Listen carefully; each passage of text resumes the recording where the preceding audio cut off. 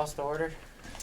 I'm going to call the St. Albans Town Selectboard meeting on Monday, March 16th to order at 6:30 p.m. We've got the pledge. Allegiance to the please, flag and to the United States of America, and and to the republic for which it stands, one nation, under God, indivisible, with liberty and justice for all. Please remain standing for a moment. I want to hold a brief moment of silence for the passing of Judge George Costas. He was a district court judge, state senator, city representative, city prosecutor, public defender, justice of the peace, city councilman, and even was acting mayor during Mayor Joseph Sullivan's illness. So please take a moment of silence to reflect on his service, and I'd appreciate it. Thank you.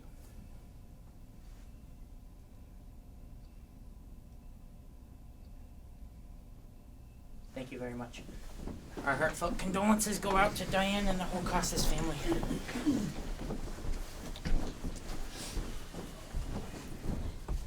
So the first order of business is to elect the select board chair. You do that by taking motions. We have to open the nominating process. No, just No? this. People Okay. can make motions on the floor and they have to be seconded and then you vote and then the chair takes over from that point. Fair enough. I'll make a motion that we can move forward to make Brendan Diesel the chair of the select board. I'll second it. Any other nominations? Hearing no other nominations, let's move to a vote. All in favor of the motion? Aye. Aye. Opposed? Thank you very much. I'll make a motion to move Jessica Frost into the vice chair. Can't second it. Second. Even though I'd love to. Any other nominations for vice chair? Hearing none, I'll call for a vote on the motion. All in favor? Aye. Okay, Jessica, congratulations. Okay, so now we have to move on to our rules of procedure. They were in our packets. We took the weekend to read them. Very few changes, Very just in few, case. yeah. You guys got the final copy, but And I see that we have, the new number 14 is referencing the communication with press policy. So that's the only amendment that I had. If anybody else had anything. I didn't hear from anyone else, so. Anybody wanna consider a motion to approve the rules of procedure for the year? I'll make a motion to approve the rules and procedures for the year. I'll second that. Any discussion? Hearing none, all in favor? Aye. Okay, so we have adopted. Now Stanley, you have the general warrants.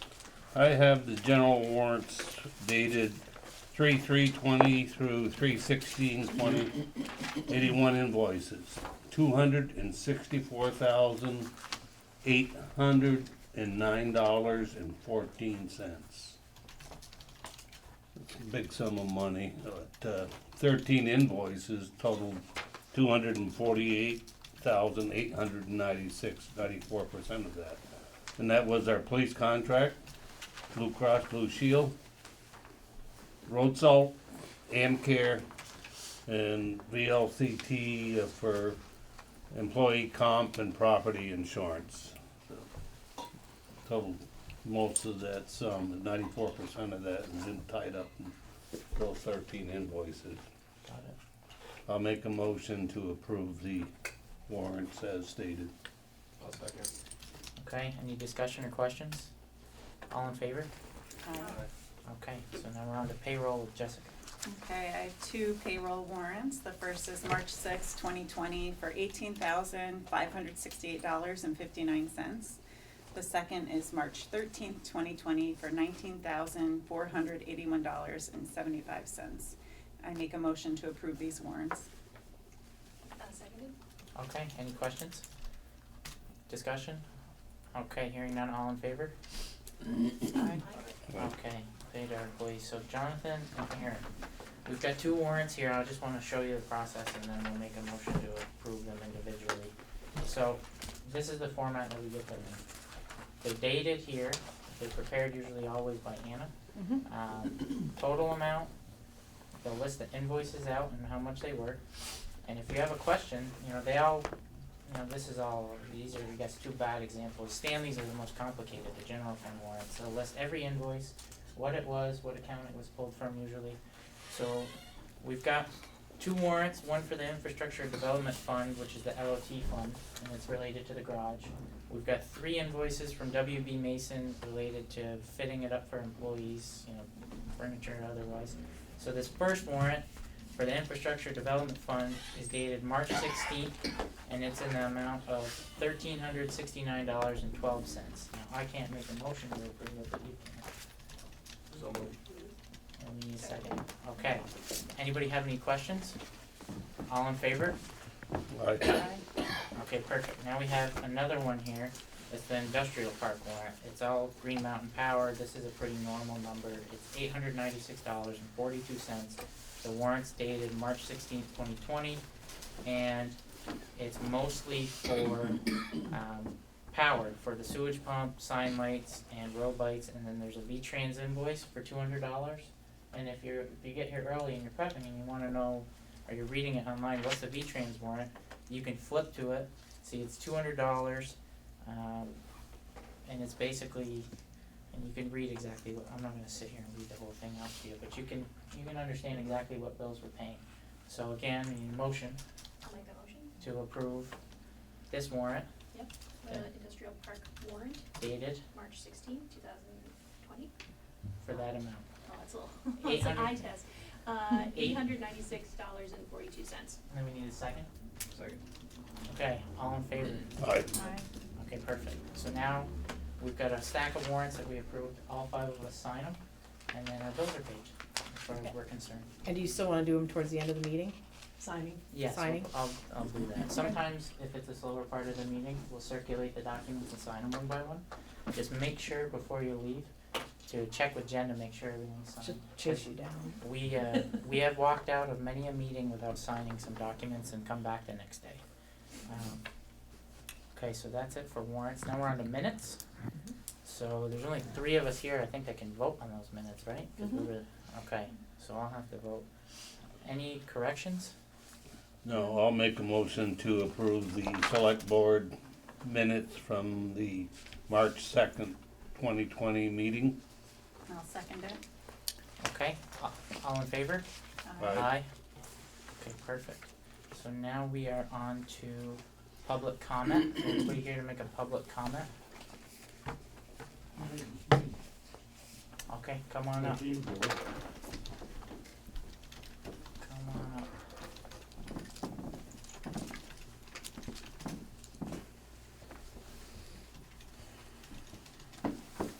About the money we're spending. On, I've heard through the grapevine that you've already planned to put the swimming or the pool back on the ballot in November.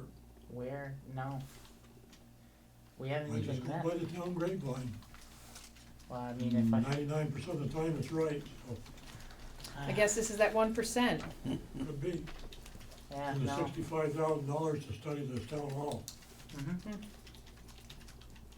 You were in grade school the first time this got studied, Right? about 15 years ago or more. Mhm. I think we probably studied enough to figure out where we should be going or what we should be doing. Oh, we have studies. That wasn't for a study on this building. We're not spending $65,000 studying this building for the upteenth time. It is, Whatever. it's for pre-development services from qualified people to get us from the point we are now with data in hand on this building and other locations to help us decide where we should go, what it might cost, and to develop a proposal that we can take to voters hopefully in November. That is not to study You know, this building for the 65 problem grand. is, right now, pretty much you're spending money you haven't got and may not get. On what? That 1%, What are we spending it on? 65,000 there. We have over, what, $1 million? Yeah. We already have it, so I'm confused by the spending money we don't Yeah, it was have. approved by the statement. Yeah, voters, but Bob. you got a crunch coming. Will you not? You recognize this virus We have is no, putting us in an awful hole in the country. we have over, I mean, we have what, New 7 Hampshire's figures already- now? 999. Yeah, New we Hampshire's have, already shut down all non-essential spending as of today. You don't have to spend it, you're not spending it. You only spend what you got. Bob, we have $500,000 in an emergency reserve and almost $1 million in the Well, this- local option tax fund and no But this is obligations. what got Williston in all the trouble. They spent the money before they got it in their hand. We haven't done that. We're spending 65,000 out of $1 we're million working on with quarterly payments due in. You're working on it fast. $65,000 over $1 million with another 600 something thousand dollars expected in this year. Even if that's cut in half, we're not asking to spend any more than 20% of what We've already collected. We're We're- spending previously collected funds. we're literally. We are spending six and a- previously collected funds. That's all. 6.5%, That's just, but, that's it. okay. Do you have any other? Yeah, if you didn't watch news, you're in violation of the federal standard right now. It's a recommendation from the White House for 10 people. It is a strong recommendation, and it was made to cities that have community spread, which we have no evidence of experiencing right now. So, we're paying attention, we're plugged into the health department and the CDC, and, we're gonna address COVID-19 at a later point in the meeting. Like We've been- Williston. And I don't wanna see us end up in the whole like Williston then. I hear you, loud and clear, And right now, we're in a recession. absolutely. Not a bad one, but we're in it. Oh, it's pretty bad, the stock market dropped, what, another like 12% today? The 13. Dow, the Dow dropped almost 2,997 points and Last some one we change. got in '87, it took almost 2 years to get out. Wow. I hear you. Okay. Alright, thanks Bob. Thanks, Bob. Any other public comment? Okay, seeing none, we're gonna move on to the Liquor Control Board, and we have that special motion. I'll make a motion to recess the select board and reconvene as the liquor control board. Any comments or discussion? Hearing none, all in favor? I need a Aye. second. I'll second it. sorry. Thank you. Okay, second, discussion, none, all in favor? Aye. Okay, so now we're the Liquor Control Board. So we've got 2 establishments for 4 renewals. The Hen House needs a first class, and the Elks Lodge needs first class, third class, and outside consumption. I see no comments from the clerk's office about any issues. Violations, right. So with that in mind, would anybody make a motion to approve all 4 of these requests? I'll make a motion to approve the request. I'll second it. Okay, all in favor? Aye. Aye. Okay. When he's looking, just say I'll second. Yeah, no, a little louder next time. Okay. Stan has it. Okay, so that's it for Liquor Control Board. I'll make a motion to close the liquor control board and reconvene the select board meeting. I'll Thanks. second it. Okay, all in favor? Aye. Aye. Alright, perfect. We were just 2 legislative bodies in about 30 seconds. So we're on to agenda item 7, which is appointments. We are to reappoint our health officer, Harold Cross, otherwise known as Bob Cross, for another year. It's a 1-year term. There's I think it's 3 3 years, actually. sorry. Yep. So Continue. we have an application that the chair has to sign. Mhm. So we're basically making a motion to give him the 3-year appointment and authorize me to sign this letter at the board's, on the board's behalf. That is I'll correct. make a motion to approve and sign the form to renew Bob Cross as our health officer. Second. I'll, Jonathan got it. We gotta be louder, Stan. Hearing. Okay, any discussion? All in favor? aye. Aye. Okay, perfect. Well, we're gonna need experience, and Bob's got a lot of experience, and we're glad to have him. The Historical Preservation Committee, we're gonna move, well, the board is gonna consider, moving Alex Lenning, the executive director as the museum, from a voting position to ex officio, which is non-voting. He'll be a member, he just won't vote. And the HPC recommended that Laz Skangas replace him. And Sally Lindbergh has also expressed interest in joining this committee, but she's unable to be here tonight because she is ill. So we have two appointments to consider. And Laz is here. I don't know if you have any Yes. questions. Laz, do you have anything You don't you'd have to like make a statement, but just maybe see if you have questions. Whatever you'd like me to say. You don't have to. I will say, that as a trustee at the St. Albans Museum, Laz is an integral board member. Are you vice president, Laz? Yep. So he Yep. is very well plugged in. He knows a great deal about historical preservation. I think he would make an excellent member of the town's HPC.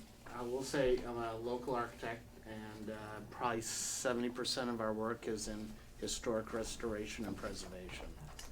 So we know old buildings well. We've had projects where we've had to nominate buildings to the National Register, and so we know that process.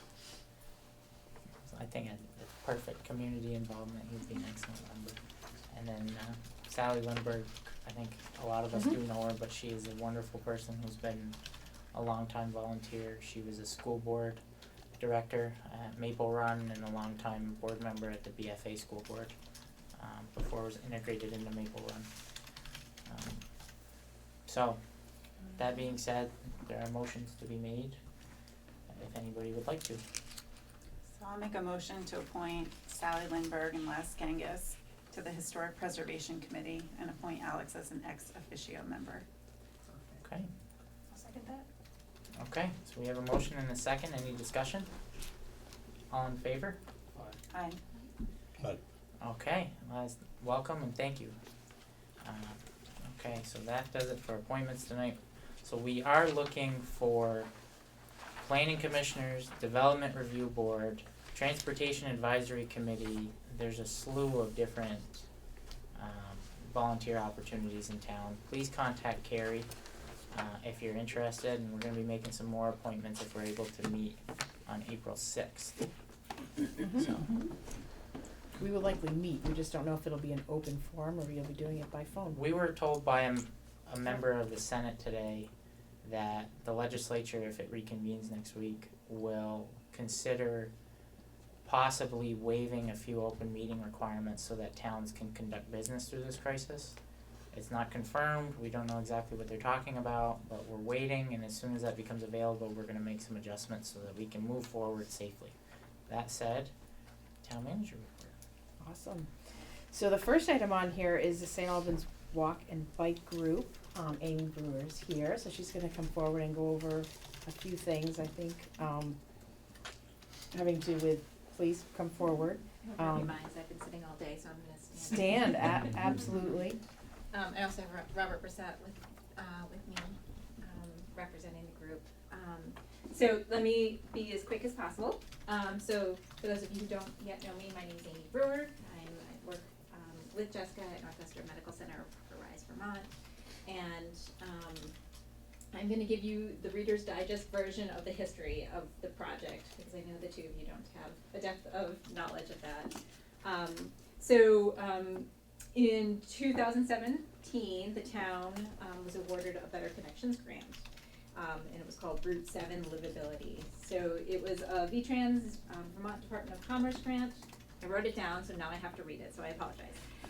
Vermont Department of Commerce grant for a joint initiative of the town and the city to produce adoption-ready plans and recommendations for the provision and improvement of bike ped transit infrastructure on the north of Route 7. So anyway, what we were looking at is how can we begin the process of finding ways to move pedestrians and bicyclists from where the city's sidewalk network ends along Route 7 out to the Walmart area. Not served by sidewalks or rec paths. It's fairly challenging. So the project started in 2017, and obviously Ned, if you want to chime in, please feel free. It's a joint project of the town, the city, Northwest Regional Planning Commission, Rise Vermont, Department of Health, and lots of members of the public. We formed an advisory committee that meets monthly, generally speaking, but not this week, representing all these different agencies and volunteer participants from both communities. We have city councilors, we have select board members, school personnel, folks from the rail trail, leaders from the former Walk Bike St. Albans. So we have all met to try to guide this grant. But also part of the charge of this particular steering group is to advise the work of the grant, but also to take steps to set the stage for successful change. So if the grant recommends we want to find a way to fund this, we want the public to be supportive of that and understand why it's important, and we want businesses to understand. So part of our role is outreach to community members, employers, employees, and the public. We spent some time assessing community behaviors, both currently and what people want to be doing along that route, whether they would like to be walking and biking, whether they currently do, and for what reason. And then we want to be able to work with relevant entities to support change. So we knocked on all the doors of the businesses and said, what would you do? What would you like to do? And then we want to advocate, just right here, for measures needed to accomplish the study recommendations or other needed walk-bike infrastructure. So with that said, the group has been discussing not just the grant and the outcomes of that, which we can provide you a copy. It's a big document, so I was going to look at ways to provide it electronically. So you can look through the recommendations of the grant. But the group itself, and I think this might be in your packet, looks kind of like this. If not, I can pass it out. If anybody else would like a copy, I'll leave them here. Folks, choose. So what we wanted to do is provide our general recommendations. In addition to what, on the back, you'll see some of the recommendations of the consultant. And those recommendations are in bold at the bottom. So what we would recommend, and we'll make the same presentation to the city, is to continue to include walk-bike infrastructure in capital plans. We want to make sure, emphasize it does not keep us from going after grants or using bonds to build more, but we want that built into, we suggest that get built into infrastructure capital plans. Use demonstration projects to try out ideas and engage the community.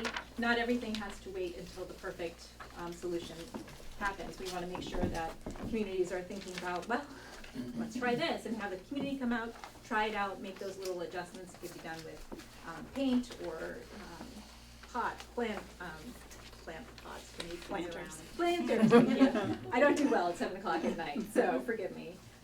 So we want to be able to try things out, adjust them before we build them. We don't want to make mistakes.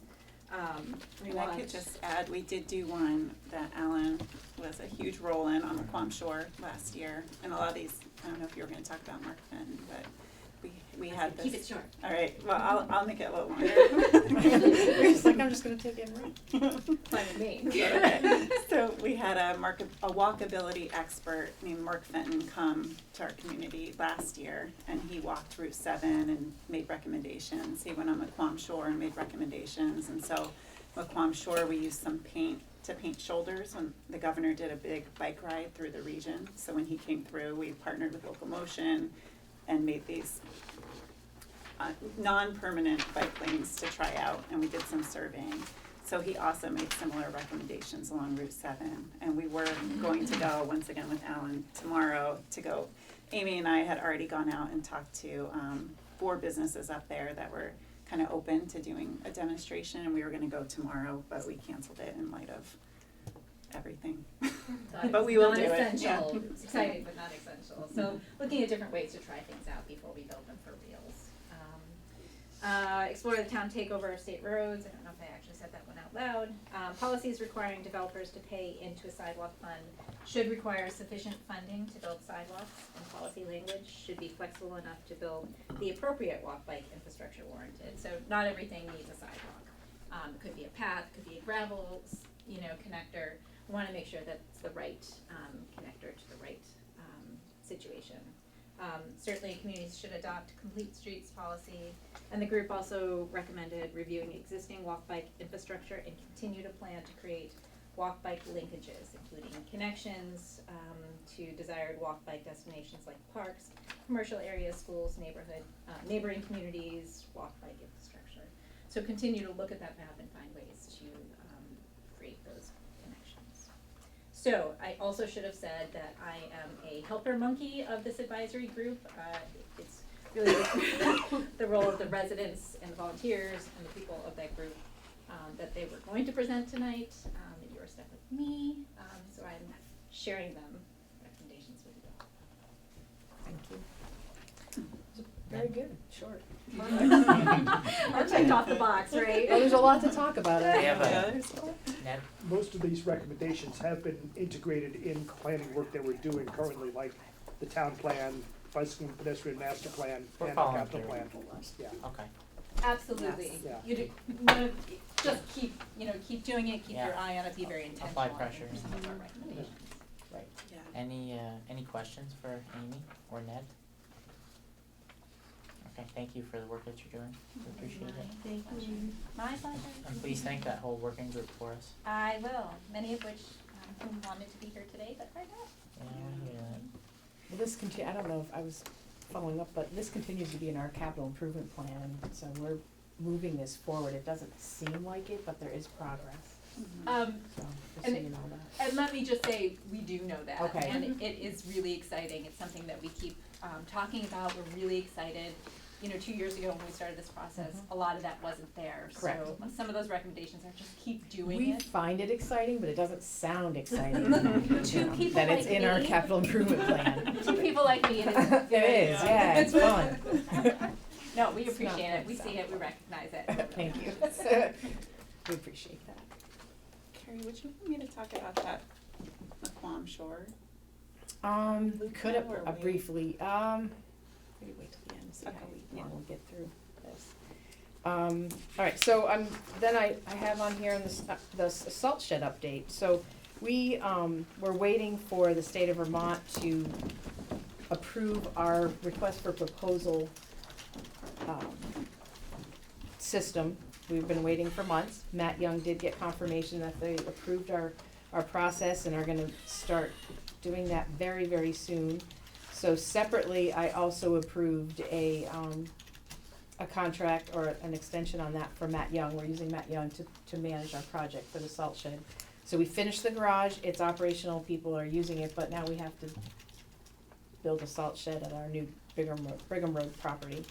So that's the activity that happened in the last week. And soon after, the state is running this program, so we don't have as much control over it as we want, but we should see, bids in the next month or two for the salt shed project. So we haven't got approved yet, Carrie? We got approved for the, process to go out to bid, yes, and the state's gonna use that process that Matt worked on with him. So we still got 367,000 coming, Yep, I think it was 376, Yeah, 370. 376? yep, And we have 200 and something left in our fund. We had 3,844,000 Yep. and we spent 3.57 maybe. yeah, we were Something like that. like 25 grand 3.59. under, yep. So we don't have much left, and if that bid gets high,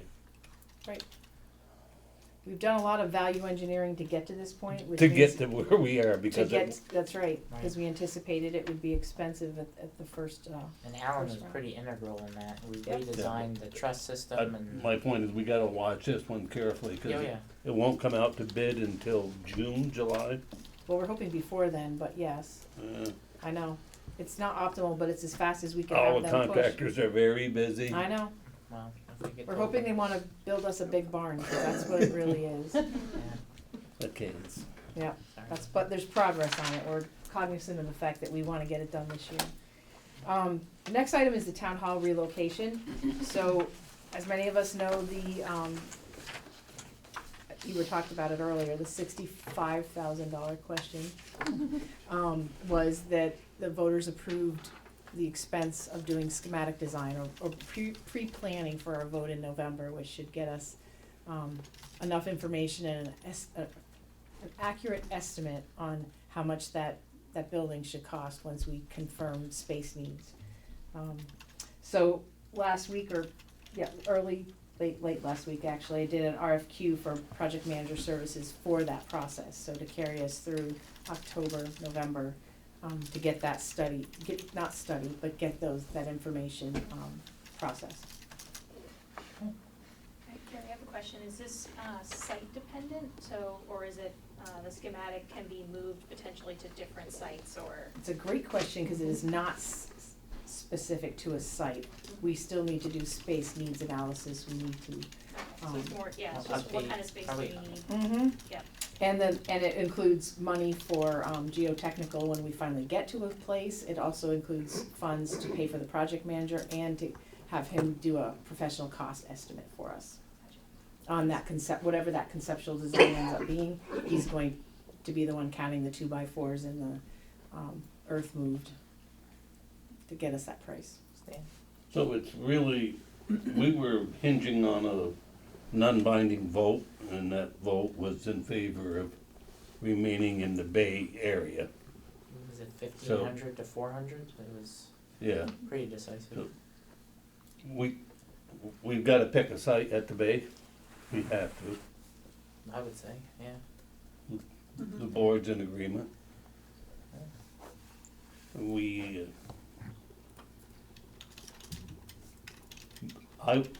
I think we ought to do a purchase and sales agreement on a possible property. Okay. I could agree with that. But I think there's, yeah, I mean, we don't wanna lose out on it. no, I hear you. So we'll have to brief the two new board members. Well, we talked about it openly at a meeting, that There's property that we're looking at adjacent to the former DPW site. Yep. It's been permitted by the state for 2 mound sites for wastewater systems for residential, as well as at least 1 drilled well. Yeah. Okay, so we know that there's capacity in the soil on that property, which is about 5 acres for wastewater. 5.7 maybe, Right, plus we have 2.5 over there with a waterfront. with the waterfront, yeah. So that is logical. I mean, so I guess the board's gotta make up its mind in the coming weeks, I would think, give it a minute to process with the new makeup, but do we go straight for a purchase and sales? Every purchase and sales contract has contingencies. What should we be asking for? The old town garage property, Carrie will give us an update that Alan is working on permits to tear down and demolish some old unused buildings. Do we think that a new town hall should be seated near the waterfront? Do we need to do some soil testing? Where do we go? And I don't know that maybe I guess we need to decide if we can decide that for ourselves with the data that we have, or if some of the 65,000 and the bid that's going out needs to be used to help us after we ascertain some expertise. I would say our civil engineer would look at the site and say this is the best location for your, And the neighboring property has capacity for a septic system already. So it's a decision we have to make. yeah, I'm in favor of scheduling.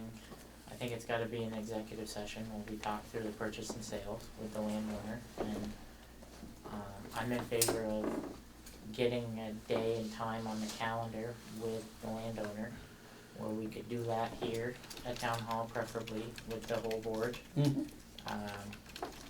I think we should probably start that meeting 45 minutes to an hour before we invite the landowner to join us. That way we can get our bearings as a group. So that said, what do we want to put on the calendar, or do we wanna wait until April 6th and come in at 5 o'clock? We can do a special meeting and We could. have us there, and then Carrie can continue going out with her piece of the action to get things rolling. So do we wanna have a special meeting? Let me look at the calendar here. We could look at anytime next week. Do you have any scheduling conflicts, Dan? No? So, Schedule's kinda open. Everything's been canceled. while we talk about volunteer opportunities and COVID-19 and finish up Carrie's report, we'll get the schedule as agenda item 9. We'll give everybody a chance to check their schedules out, and then we'll pick a date, and I will call for the meeting right now. I'm in total agreement with Stan. So, does anybody have any questions about the bid or the RFP that was included in our packets that Carrie and Jen prepared? I think just thinking about if we're thinking about a waterfront location potentially, I don't know if thinking about vault space or thinking about flooding risk, if there's a rise in the lake level and in any kind of flooding. I don't know if that's already considered flooding as part of the assessment that they would have to do as far as the requirements we would need for a town hall, but I feel like if we're putting it near a body of water, we should probably definitely think about that.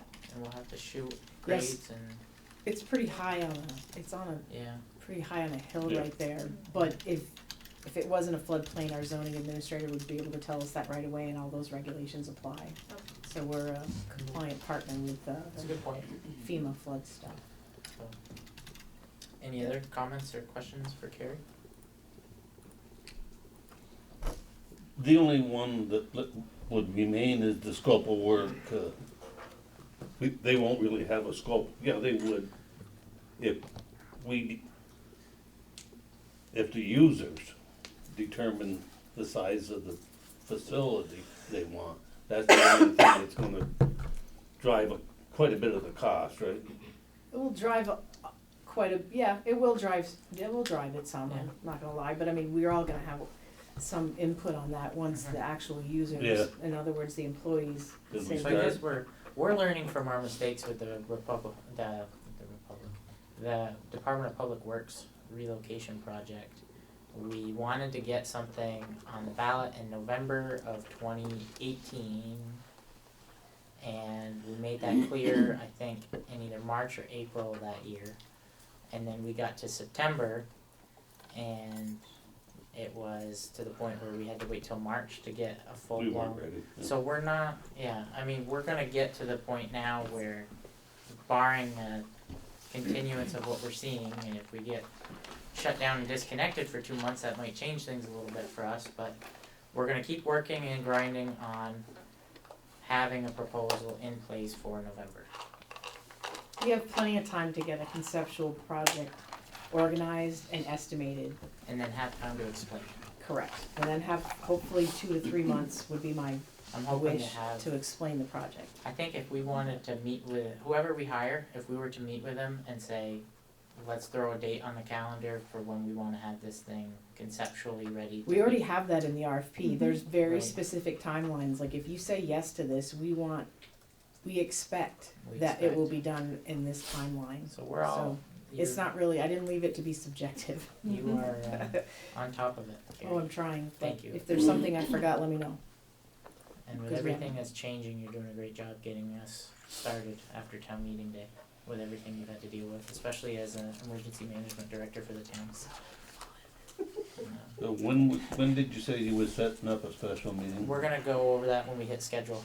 Oh, We're gonna give later it, tonight? yeah, we got a couple more bullet points than we'll be Okay, right go. there. Okay, go. Volunteer Line 'em up. opportunities. Volunteer opportunities, we already went over, so I'm just gonna move on. No, we have an ad in the paper, and we actually do need volunteers for a number of our boards. We also have a pamphlet we put on our website just to it gives you a real thumbnail approach to what each of these boards does. I mean, the DRB and the planning commission desperately need participants. I mean, at most, the planning commission usually meets, a couple times a month, maybe Twice. I'm sorry, yeah, twice, I was thinking hours, like maybe 4 or 5 hours a Yeah. month. But starting to help us and become a really big part of our planning in town, so we do welcome anybody to participate in that. And we hope to be doing appointments on April 6th. Yes. So a letter, it could be something as simple as an email expressing your interest would be awesome. But call me if you have questions. So the other thing is, I'm gonna do a brief, so move on to the next one. Could you get that up? And while Jen is doing that, I'm just gonna briefly explain that we did actually close our parks, the gates on our parks, because we experienced a significant amount of, did you put these in the packets by any chance? No? No. So I'm gonna pass that around. We had some significant damage to property at both Bay Park and Cohen Park with people blowing donuts in our grass and other things.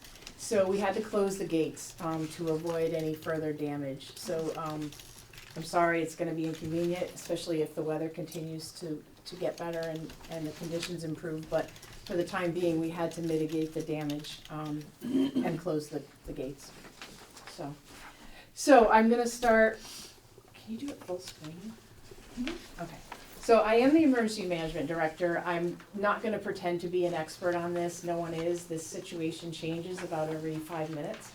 But we thought we'd give a brief overview of how local communities manage emergencies. Because this emergency, you see things from the federal government, you're going to see things from the state government. It's not working. F11, I think it is. There we go. So, as the emergency management director, I wanted to start out with, I know it's just a bunch of symbols, but this, It's moving and I don't want it to move.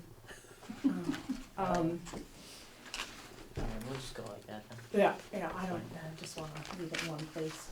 So the different agencies I work with are, on that screen, and I meet with them almost daily. So what I mean by that is, as an emergency management director, I meet with the chief of police, who's the city's emergency management director. I get situation reports every day from the state, which I will point out on a later screen. And obviously, I'm also working with AmCare and our fire department. Go to the next slide, please. So the public safety team, and I explain this, I know many of you know a lot of these partners, but between the even just the three, fire, police, and emergency EMT, they each have over 40 years of experience in emergency response. So this is something that, in a way, no one's ever trained for this specific of a response, but they have been training within the National Incident Management System that we call NIMS for a very long time. In fact, I know that there's been a tabletop exercise we've done on a med-surg or mass casualty event that teaches us all how to work better with each other. But right now, what I'm doing on a daily basis is meeting with those officials. I am the youngest one in that group in that I've only been doing this for 16 years, but I do have some specific NIMS training, so I know my role and responsibility, and basically I'm managing people and assets at this point.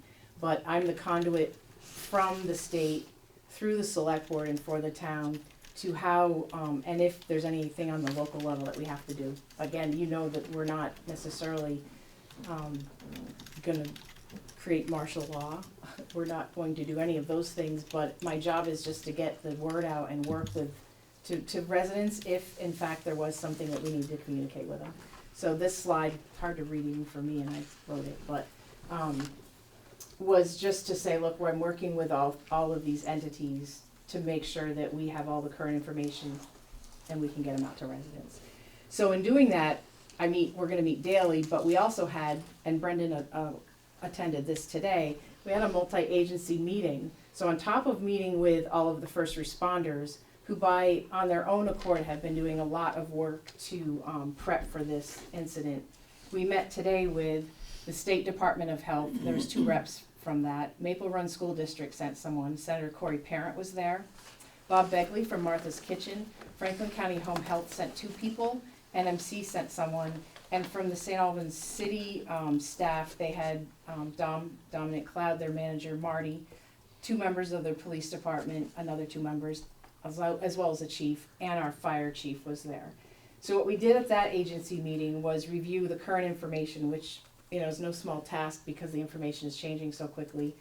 But it was really helpful that we shared what each entity was doing in this instance, because people, for instance, want to know how to help. Well, we don't necessarily want someone just going in their kitchen and making a big pot of mac and cheese and trying to share it with maybe an at-risk population when we don't know how safe that source is. So what we're suggesting to people, and I'll get to that at another slide, is we would like, if you want to help, to show you how you can help and be productive, but still utilize the existing framework that we have.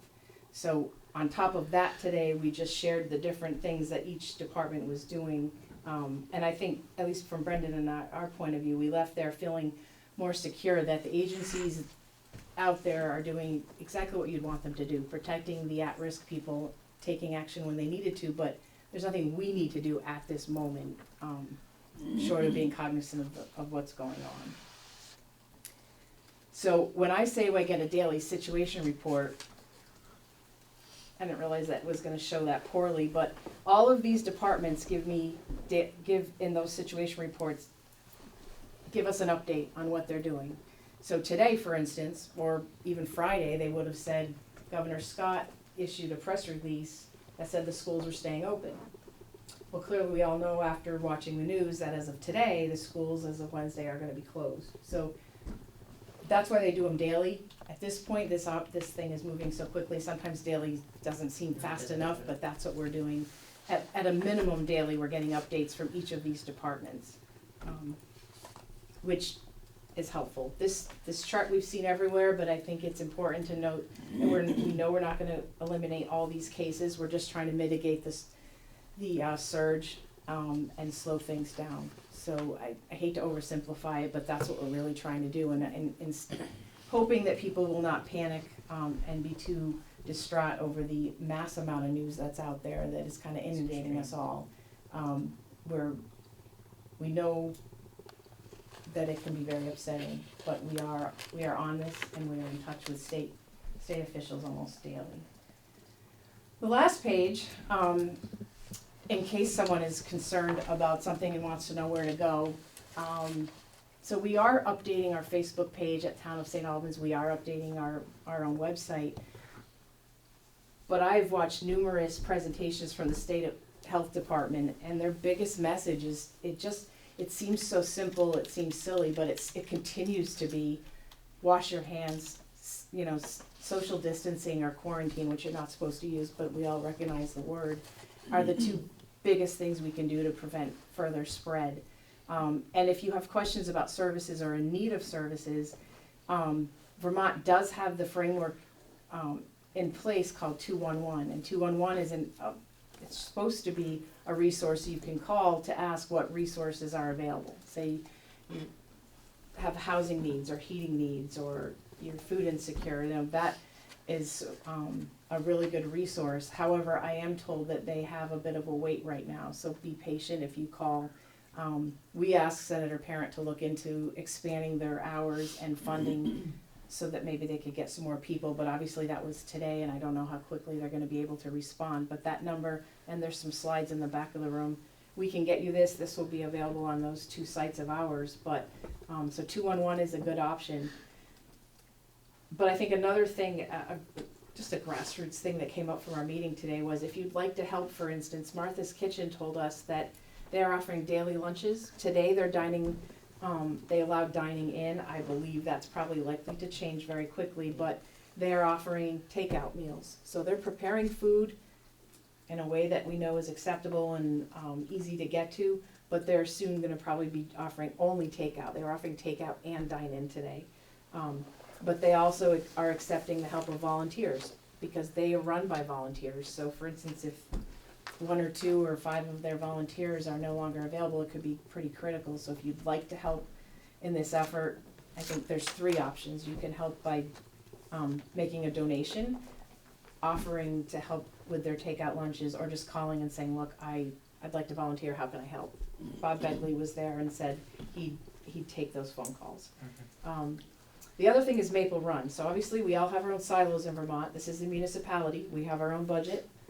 And the school has their own budget. And they were asked to close, but we were told today by Derek, who runs the facilities at SATEC, that the cafeterias are staying open.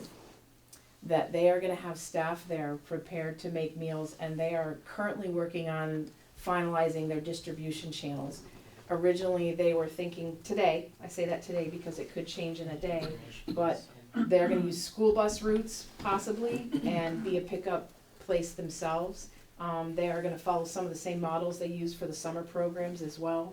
So they are trying to make sure that those that are food insecure, that aren't in school, and if this lasts for, right now it's 3 weeks, but it hopefully isn't too much longer, that it might include breakfast and lunch and eat maybe possibly dinner, but definitely breakfast and lunch, so someone could pick up a meal, at least at those locations.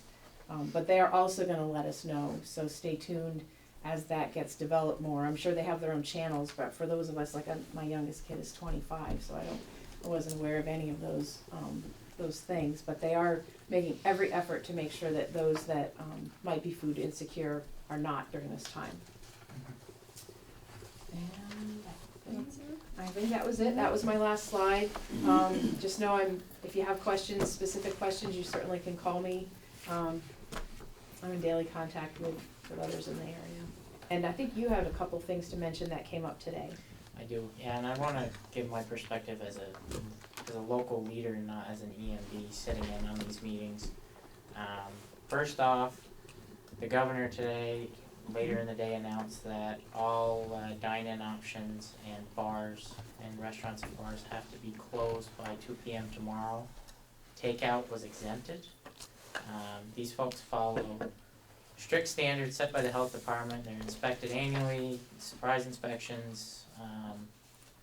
So somebody said it today in one of our meetings, it's almost become a patriotic act to order takeout, supporting local businesses. I would parrot that, and if you're comfortable receiving food curbside, by paying over the phone even, and you know that it's prepared by people who are trained to prepare it correctly, now would be as good a time as any to either order takeout or even buy gift cards over the phone. A lot of these restaurants have huge bills, and we want to see them make it through this. We also heard today that the library is closing indefinitely, effective tomorrow at 8 p.m. We've also heard from a member of the public that the president has advised strongly against gatherings of 10 or more people. And it seems like we started at 500, worked our way down to 250, and then we went to 50, then we went to 25, and now we're at 10. We're cognizant of that, and we are looking into, tomorrow especially, we will be looking into technology to allow us to do web-based meetings. That's gotta be our response. We heard from Senator Parent today that if the legislature is able to convene next week, they are also cognizant of the fact that it's going to be extremely challenging for municipalities, especially to do their business with current open meeting law, which in place in a normal functioning society is a good set of standards for all towns to follow. But if 3 of us meet with the police chief to get an update on a situation for whatever reason, they're looking. That was the only thing that the senator brought up to us today, that probably shouldn't be have to be warned as a meeting. Also, how can you warn a public meeting if the public really isn't encouraged or allowed to attend it? Right. As you've seen today, we've got bills to pay, license renewals to process, and overall business to conduct if we're gonna keep the cart on the track. So we're working and we are diligently plugged in. I want to applaud Carrie. She has been plugged into this for weeks. She does a great job triaging. And again, I want to remind everybody that this situation is totally fluid. We're going to be the last person on the line to find out anything. It's no better. I'm finding everything on Facebook. We're trying to develop a list of emails stemming from this meeting that we had today of people who are connected and have existing framework to help our most vulnerable, and we want to communicate amongst ourselves as much as possible. That way we can make sure that the information that we're putting out is up to date and it's constructive. And I want to ask the public, and I know they probably won't read this or see this on TV for a good amount of time, please don't go out on your own with a charitable endeavor. We all want to do good.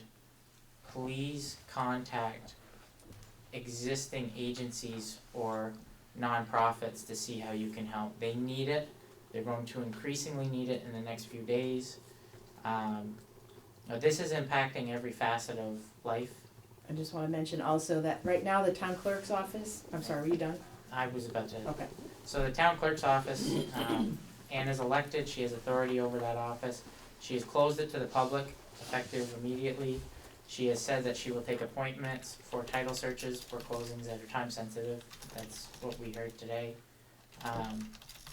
We're here to support her. We will help her utilize the health department and the CDC to provide guidance for screening for folks who do have appointments.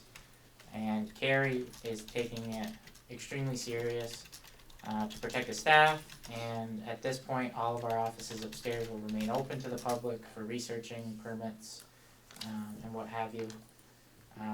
Lastly, the police department, I'm impressed. Gary Taylor, Ben Kuchar, Jason Weatherby, Morris Lamoth, and then Matt Mulheron and Bobby Cross from City and Town Fire. They are on top of their game. They know what they're doing. And again, this information, I mean, Carrie and I talked Friday afternoon after a long phone call that she had for over an hour with, I think, 90 other EMDs around the state. And everybody who I knew that was connected said, there's no chance within the next week that Governor Scott will close schools. And then Sunday at 3:30, everything that we knew had changed. So we kind of talked amongst ourselves after the meeting and said, oh, well, you know, the bars and restaurants will be next. And yeah, okay, 5 hours later, they were next. So I think we can look to other parts of the world to see where we are on this curve.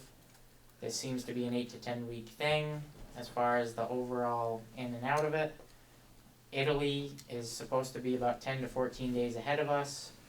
And if you read the Boston Globe, there was a letter today from an Italian resident who's currently experiencing basically their lockdown, and they're saying, we wish we would have taken the measures that the United States government is taking at that point on our journey, or I guess you could call it a journey. So that graphic of leveling that curve is going to be extremely important, and NMC, they're on top of it, the health department. But just check out health department and CDC. Don't believe what you see on Facebook. Yeah, I was gonna add that, just verify, please. I just Everything. have a question too. Did they talk about what would happen with the grocery stores if things went further? Would this still be hours available for people? I read today that a lot of people met with supply chain experts for the grocery industry, and they're thinking that supply will be able to meet demand. Hours will probably change, and I think one of the most grassroots efforts that we might have to confront, I mean, if you look at what Quebec's doing just to our north, my mother-in-law turned 50, she'd probably be mad at me for saying that out loud, but she turned 50 tomorrow actually. We had a party that was supposed to have almost 20 people Saturday night. A lot of them are in quarantine from travel in Quebec, and everybody over the age of 70 right now, according to my in-laws, they're strongly asked to remain in their homes. So Well, didn't I hear they closed the border too? well, Americans are exempted, but Canadians are not coming in. So Alright, that's as I understand it. I could be wrong. So if we get to the point where 70-year-olds or older, if we mirror Quebec, if they are strongly asked to stay in their homes, we're going to need to figure out a way to provide them food, groceries, healthcare, and there are good people who attended that meeting today that are going to be able to assist in that. correct, There is no need to create another resource, we just have to amplify what we already have. Right. And that was probably my strongest takeaway from that meeting. fair, So people don't need to panic shop or stock up? that is I wouldn't, correct. yeah, no. Okay. And then please, if you just bought a trunk full of toilet paper, leave some for the rest of us this week. I don't understand it. Anyway, so, anybody have anything to add? Any other questions about COVID-19 at this point? Okay. So to that end, I'd like to add at this section that I would recommend we cancel our volunteer dinner. Absolutely. I had it under a different section, but it doesn't seem well Postpone. advised. Well, Well, let's postpone, and then hopefully if this settles down in mid to late summer, we can do something Maybe. in the bay. true, We could combine events. yes, but we're not gonna hold it. We're not gonna hold it in person, 80 Mid-April. person, yeah. It's not Correct. gonna, well, it's allowed, it's not allowed. It's not wise and not advised. Anyway, call it done for now. We need to decide if we wanna have a joint work session. I'm moving on to schedule, if that's okay with everyone. We have to decide if we wanna have a joint work session scheduled on the 27th of April for the Select Board and Planning Commission. That's been an extremely valuable meeting the last couple of years running. I'm all in favor for continuing it, but again, Maybe we should just schedule it, and if we have to do it over the phone or by Zoom or something like that, it's We'll not have the to do best it. option, but it's a possible option. yeah. Seems not bad. Stan, do you have an ability to utilize something like this if somebody was there to help you get online? I probably could do it without somebody to help me. If you're good with it? Oh, really? Don't Now he tell says that. Shit's quiet, it's a secret. I do have a cell phone also. Stop. So do you have a camera in a computer that you could use for like a teleconference? You don't even have to if he doesn't want No, to. I- Voice. You could listen. Let's get there first and see what We're I headed need, there. if I need something. Okay. If We you can need work it, on we'll that. get it. Okay, so why don't we schedule it with the 27th, for the 27th, if Okay. that works for everybody? And then Ned can see if the planning commission members are able to do that. Of April. Of April, April 27th. And I think last time I got, well, if we can actually gather, we got some food. If we're not gathering, then that's irrelevant, but, We can already take out for everybody and have it delivered. well, that is Not really. true. That So, sounds fun. that special meeting, does anybody have a day next week that works best for them? Monday or Thursday would work for me. Okay, And can we start it at 5 o'clock? yeah. Or earlier, I don't know. Thursday would be better for me next week. So Thursday, the Those 2 days. 26th, Yeah. 5 o'clock, Thursday the 26th, 5 o'clock, can you do that? You get it? Okay, so let's pencil it in. And that's an executive session? Yes, and we are, does that work for you, Mrs. Spring? Okay, perfect. What time? So we're gonna start at 5, 5. and we're gonna invite the property owner, let's say, to attend at 6. Does that work? For me? Okay, so I'm not gonna offer any advice in my capacity as a real estate broker, but I will bring a draft contract recommended Well- template, so that we can view that and see what the caveats are of it, that way you can all see it. I mean, I'm immersed in it every day. We very well might need to decide that you want an attorney to help with this, I don't know. I'm sure the property owner has a great attorney and we have an attorney. They could sit down together and They'll work it out, yep. Figure it out from there. legally it's done on Yes, both I agree. parties. Yep.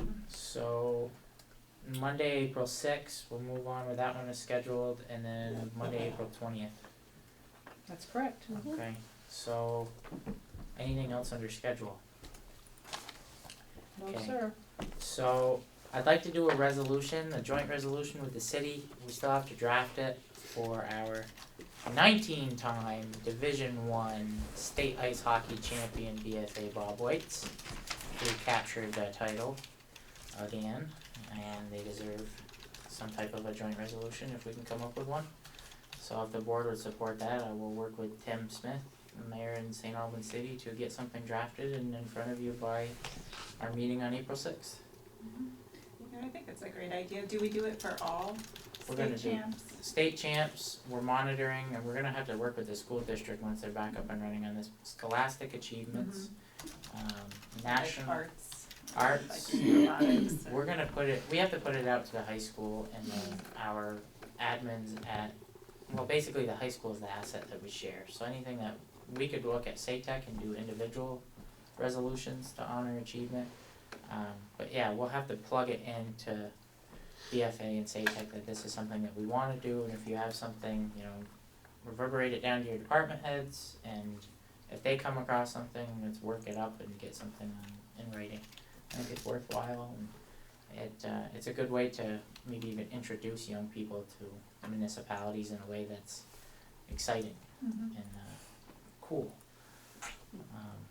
Other than that, I was going to be gone to Florida for a golf trip that we've been planning for a while, and of course we canceled, non-essential travel, and so I'll be here, and there's gonna be an email list from the meeting today that we had at 11:30 with all the local agencies and nonprofits, and it's already started, and it's gonna be used to pass along good current information, and we will make sure that if any of it needs to be spread out, that it's Right, spread I'm out. not necessarily gonna put everyone's personal cell on our website, but if you call me with a specific question, I can share that information with you.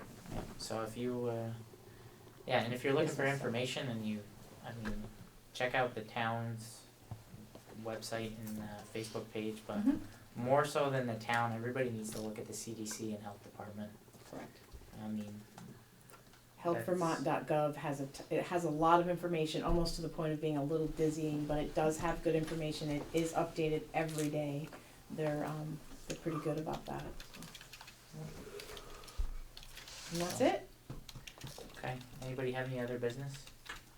Okay, If we have a minute, I just wanted to add on, so when Mark Fenton came, he created a few reports for us, and one was specifically Route 7, and then the other was McQuam Shore. So Route 7 is a major corridor. I mean, that project really needs to be done because it's people getting to work, it's people getting groceries, it's to support our community.